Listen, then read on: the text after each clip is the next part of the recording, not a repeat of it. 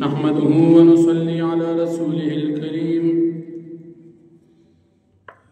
أما بعد فأعوذ بالله من الشيطان الرجيم بسم الله الرحمن الرحيم يا أيها الذين آمنوا لا يسخر قوم من قوم عسى أن يكونوا خيرا منهم ولا نساء من نساء عسى أن يكن خيرا منهن ولا تلمزوا أنفسكم ولا تنابزوا بالألقاب بئس الاسم الفسوق بعد الإيمان ومن لم يتب فأولئك هم الظالمون صدق الله العظيم سورة الحجرات شپږشتمه پارا یولسم آیت مخکې رکوع کې د مؤمنانو په خپل منځ کې د جګړې او د هغې مصالحت بیان شو. اس په دې رکوع کې اسباب د جګړې ذکر کیږي. الله رب العالمین په دې آیاتونو کې د جګړې شپږ اسباب ذکر کړي چې عموماً په هغې سره د خلکو خپل منځ کې اختلاف او جګړه راځي. الله پاک د دې شپږو اسبابو نه منع فرمایي چې دا کار تاسو مه کوئ. اولنې سبب چا پسې ټوکې کول. چا پسې ټوکې مه کوئ. کیدی شي تاسو یو قوم پسې ټوکې کوئ د الله په نزد هغه قوم تاسو نه غوره. دویم سبب د جګړې عیبونه په چا کې مه لټوئ. چا کې عیب لټوئ کیدی شي هغه په دې خبره باندې پوه شي عیب یې پکې لټولي او جګړه وشي. دریم غلط لقبونه چاله مه ورکوئ ځکه دا سبب هم د خپل منځي جګړې دی. څلورم د بدګمانۍ نه ځان وساتئ. په چا باندې بدګماني مه کوئ. حدیث مبارک کې راځي ظن المؤمنین خیرا ما لم تراه شر او کما قال. مومنانو باندې ښه ګمان کوئ تر کومو چې تاسو پکې شر او بد حال نه کتلی نو غلط ګماني مه کوئ، حرامه ده. پنځم سبب د ګمراهۍ سبب د جګړې جاسوسي د چا مه کوئ. هغه پټ حالات چې د چا پټ وي او تی لټې دي ته جاسوسي وایي. د مؤمنانو جاسوسي مه کوئ. شپږم د یو بل غیبت مه کوئ. که یو چا کې یو نقصان وي او د هغې تذکره کې دا غیبت دی او که چا کې نقصان نی او ته پکې د ځان نه ولګې دا تهمت دی، بهتان دی، دواړه حرام دی.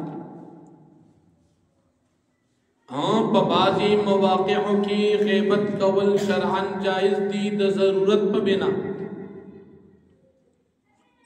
لکه اوس یو سړی غل دی، بد عمل دی او تا یو چاته وی چې د دنه ځان ساته دا سړی چرسی پوډری یا وغیرہ بد عمل دي ځان ته ساته تا تب هم دغه بیماری ولګي. نو چې نیت دې د اصلاح وي د دې مسلمان دا غیبت اوس جایز دی. یا یو سړی کې د عقیدې په لحاظ سره گمراهی ده او یو طالب علم زی هغه سره سبق وي ناغه ته بچي التمزا دا گمراه دي وابي دي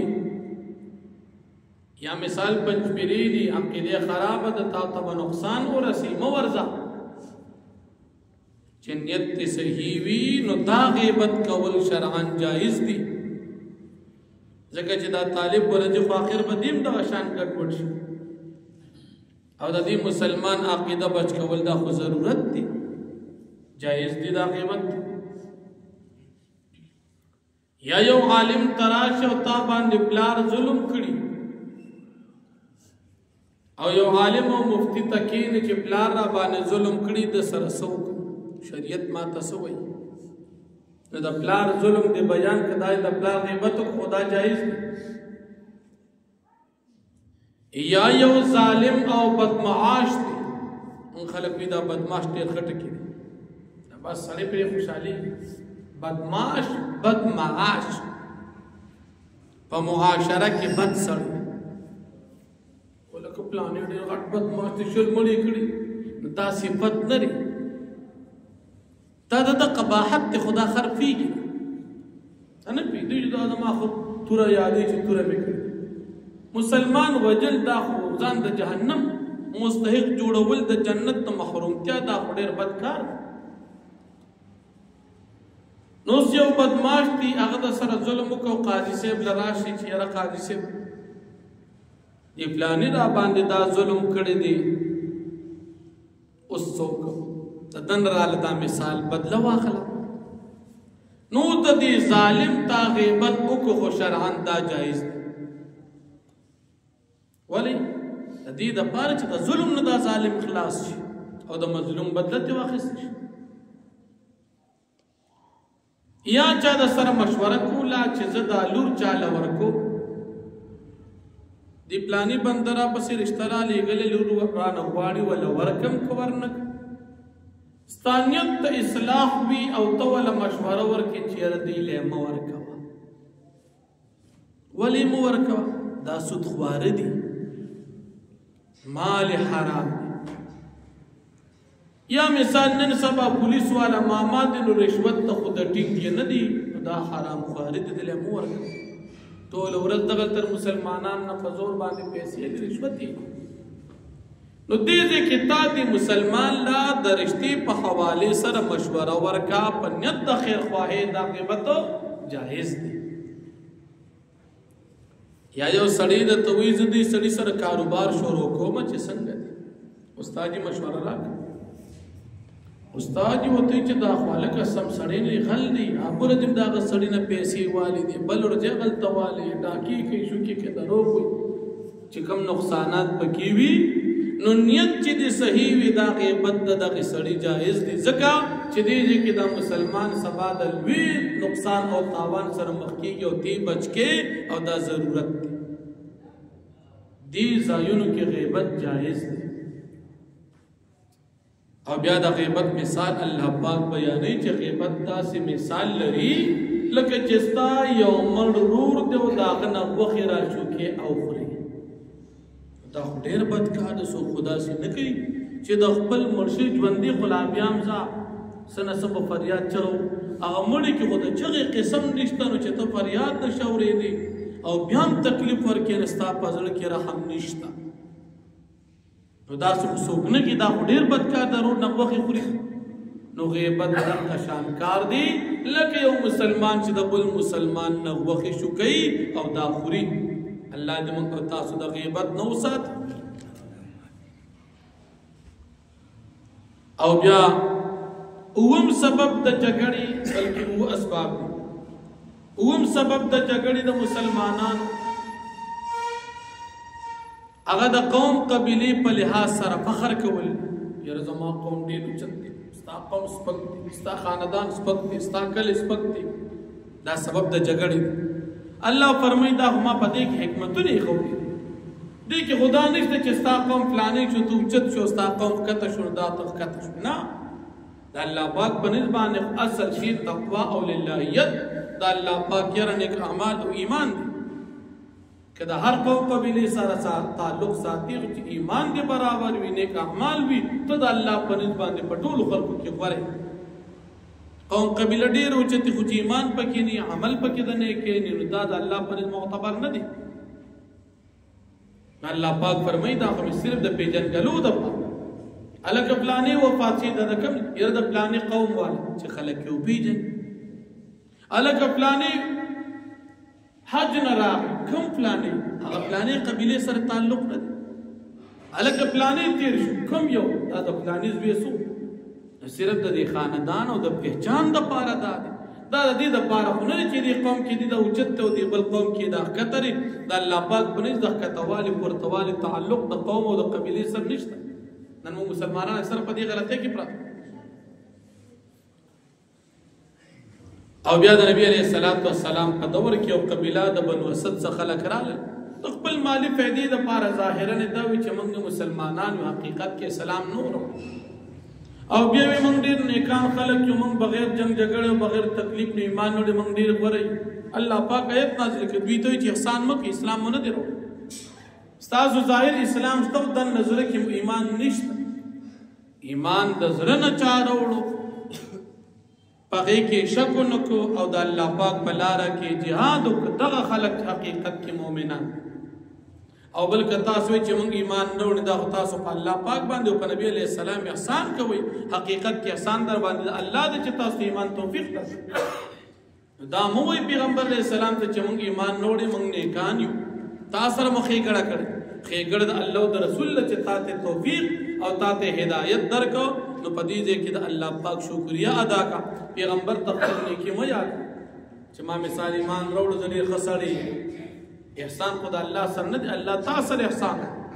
ایمان توفیق درکړه د نیک عمل توفیق درکړه په دې د الله پاک شکریه ادا کړه. نو الله جل شانه فرمایي یا ایها الذین آمنوا مؤمنان لا یسخر قوم من قوم ټوکې د نه کوي یو قوم په بل قوم پسې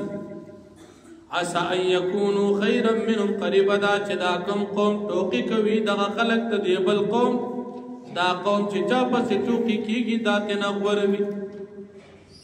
ولا نساء من نساء او ټوکې نه کوي زنانه په نورو زنانو پسې عسى ان يكن خيرا منهن قریبه دا چې دغه زنانه چې دې پسې ټوکې کولی شي دا بهتري وي د دې ټوکو کوونکو نه. د الله په نزد ته به ټوکې کې تا ته به څه نه ښکاري. د الله په نزد دغه مقام ډېر اوچت دی چا پسې ټوکې مه کوه. نن موږ مسلمانان د اسبابو کې پراته یو دا زموږ غلطي. ولا تلمزوا انفسکم او تاسو عیبونه مه لټوئ په خپل ځانونه کې په یو بل کې عیبونه مه لټوئ. چا کې عیبونه مه لټوئ پوزې یې کږه ده سر یې کوږ دی خوږ یې غټ دی پوزې یې غټه ده خپې کږې دي عیبونه مه لټوئ. ولا تنابزوا بالالقاب او تاسو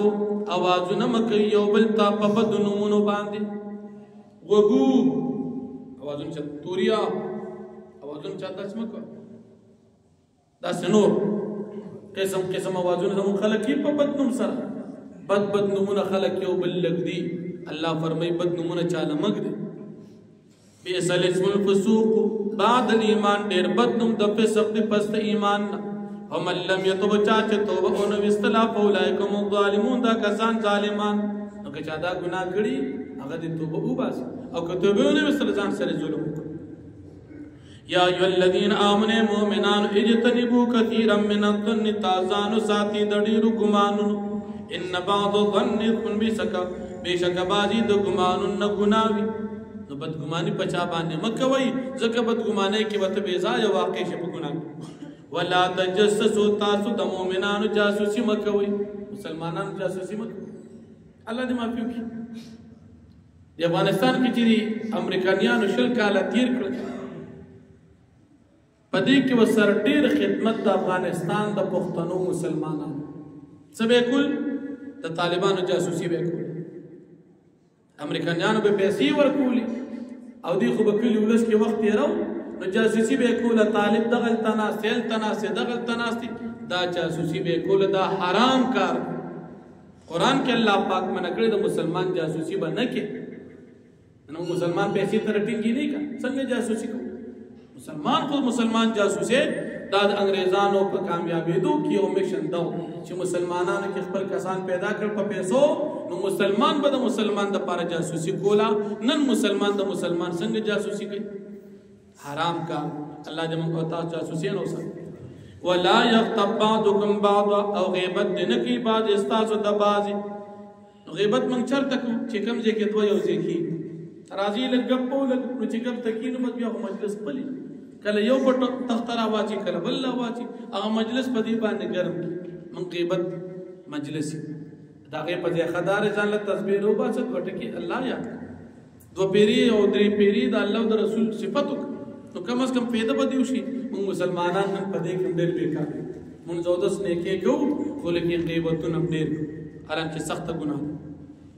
ايحب احدكم الله پاک د غیبت مثال ورکي آیا خو خوي او کستاس ان ياكل لحم اخيه چې دی اخري وخه ضرور ميتن مر فكرهتم پستا صدابت غني الله فرمایي تاسو دا خو خوي چې یو ستارور دی او ملشوي او داغه نخوخه خوري تاسو څوک نه کیږي د مرور وخت څوک نه خوري حقیقت نو چې څنګه دا تاسو بد غاڼې نو د مسلمان ژوند دی غیبت مکوئ غیبت نه مکوئ واتقوا الله تاسو یریږئ د الله پاک نه د عذابونو نه پدې ګناهونو کې ان الله تواب الرحیم بیشک الله پاک توبه قبل ان کی رحم کو ان کے ذات یا ایها الناس انا خلقناکم اے خلق یقینا من تاسو پیدا کړی من ذکر و انثى د یو نارینا او د یو زنانا الله فرمای ما تاسو پیدا کړی د یو نارینا او د یو زنانا چې آدم علی السلام سړی او زنانا حوا بیبي منیر شاکر وینه دین نه پیدا شوی وی دا اسی خبره ده چې آدم یو سړی او دا غنه دون نسل خور شو داسې به بچی کی وی دا اسی خبره نو موږ قرآن کې خدا د استاد خبره اسی قرآن کې سری یو نارینا یو زنانا نو نارینا آدم علی السلام او زنانا حوا بیبي هغه ګډي وډي الله دې موږ ته تاسو د دغه شان د خاتمه د خرابې دون اوسات انسان خاتمه خراب شي داسې غټ عالم او خاتمه خراب شي اوس ګډي وډي شروع کړي الله دې موږ مسلمانان دغه د فتنه اوسات وجعلناكم شعوبا وممتاز وغرزول قومنا وقبائل وقبيل لتعارفوا د پارا دي چې تاسو یو بل او پیژنئ نو قوم قبيله صرف د پہچان د پاره چې دا د دې کلی دی د دې قوم د دې خاندان ان اکرمکم عند الله يتقاكم بیشک ډیر عزتمن تاسو نه پنځ الله پاک ډیر متقی دي نو الله ته قومیت نه دی پکا الله پاک ته تقوا پکا الله دې موږ تاسو کې پیدا کړي ان الله علیم خبیر بیشک الله پاک فی او خبردار دی قالت العرب آمنا وی باندو وال خلق چې ایمان نوړو بنو اسد قبیله قلت فرمای لم تؤمنوا تاس ایمان نه دی وروړي ولکن قولوا اسلمنا لیکن تاسو وای چې موږ اسلام وروړي یعنی ظاهرا مو ایمان ښکار کړی دي ځکه کې ایمانونو تاسو مو وای چې موږ ایمان وروړو ولما يدخل الايمان في قلوبكم او حال دا چې نه دي داخل ایمان تاسو په زړونو کې وان تطيعوا الله ورسوله کچره تاسو تابعداري د الله پاک او رسول د الله پاک وکړه لا يلكم من اعمالكم شيئا كم بنك الله پاک تاسو د عمل نسس ان الله غفور رحيم بیشک الله پاک بخون کې مهربان دي انما المؤمنون الذين امنوا بالله ورسوله بیشک مؤمنان هغه کسان دي چې ایمان نوړي په الله باندې او د الله پر رسول باندې ثم لم يرتابوا بیا دي په خپل ایمان کې شک نه دي کړی وجاهدوا باموالهم وانفسهم في سبيل الله او دوی jihad کړی د الله په خپل مالونو سره په خپل ځانونو سره د الله پاک په لار کې اولئکم الصادقون دا کسان رښتونی دي په خپل ایمان کې قلت فرمای اتعلمون الله بدینکم آیا تاسو خبرداري ورکړي الله پاک ته په خپل دین باندې والله يعلم ما في السماوات وما في الارض او حال دار چې الله پاک پیږي پاسه چې پاسمانو کې او پسمکو کې الله بكل شيء عليم الله پاک پارسیز باندې پیری یمنون علیک دا خلق پتا باندې احسان کوي ان اسلمو چې دی وی موږ اسلام راوړی دي قل تو فرمای لا تمنوا علی اسلامکم تاسو احسان مکوئ په ما باندې د خپل اسلام بل الله یمن علیکم ان هداکم للایمان بلکې الله پاک احسان کوي پتا سو د دې خبرې چې تاسو ته توفیق درکې هدایت ورکړه تاسو ته ایمان ان کنتم صادقین کہ ترتاس بخبل ایمان کی رشتونی ہے ان اللہ یعلم غیب السماوات والارض بیشک اللہ پاک پیگی فیدی پغیب و داسمان و دزمکو باندی واللہ بصیر بما تعملون او اللہ پاک خبردار دی پا عملون استاسو باندی واخر